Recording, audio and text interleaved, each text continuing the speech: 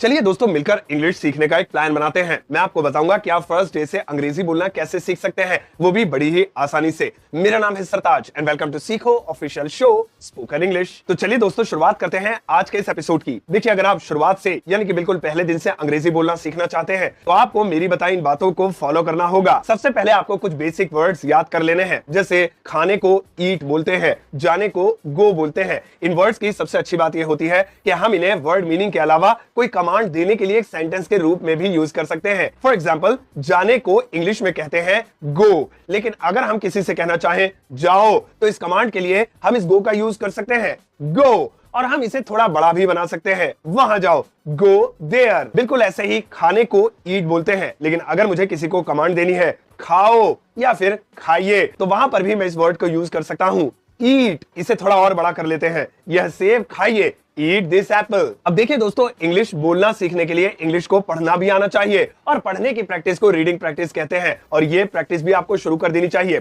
इस प्रैक्टिस की सबसे बढ़िया ट्रिक यह है कि प्राइवेट स्कूल में पढ़ने वाले छोटे बच्चों की किताबें अरेंज करने की कोशिश कीजिए, क्योंकि छोटे बच्चे जैसे तीसरी या चौथी कक्षा में पढ़ने वाले बच्चों की अंग्रेजी की किताबें बहुत आसान भाषा में होती हैं और उसमें बहुत अच्छी अच्छी कहानियां भी होती हैं। बस आपको एक बिगिनर की तरह शुरुआत करनी है, उन किताबों की कहानियों को अंग्रेजी में जोर जोर से लाउडली पढ़ना है। अब उनमें से किसी वर्ड की मीनिंग आपको समझ में आए या ना आए, पहले एक महीने बस आपको रीडिंग प्रैक्टिस करनी है। इसके अलावा दोस्तों एज अ बिगिनर आपको कुछ बेसिक इंग्लिश वर्ड्स तो याद होंगे ही, जैसे hi, hello, how are you, thank you. अब इन शब्दों का इस्तेमाल आपको अपनी डेली लाइफ में करना है, लेकिन यहां पर एक छोटी सी बात का ध्यान रखना है। जब भी आप किसी व्यक्ति से मिलते हैं और आपकी बातचीत यानी कॉन्वर्सेशन शुरू होती है तो आपको सबसे पहले शुरुआत करनी है, यानी जैसे ही आप किसी से मिले और आपको लगता है यहां पर मैं इंग्लिश में बात कर सकता हूं तो आप सबसे पहले पूछिए हाय, हाउ आर यू। याद रखिए कि अगर आपने बाद में इंग्लिश बोलना शुरू किया तो आप अपना कॉन्फिडेंस खो देंगे, तो अपना कॉन्फिडेंस बनाए रखने के लिए पहले शुरुआत कीजिए। अब जैसा कि मैंने अभी आपको बताया कि हमें कुछ बेसिक इंग्लिश वर्ड्स तो पहले से ही याद होते हैं,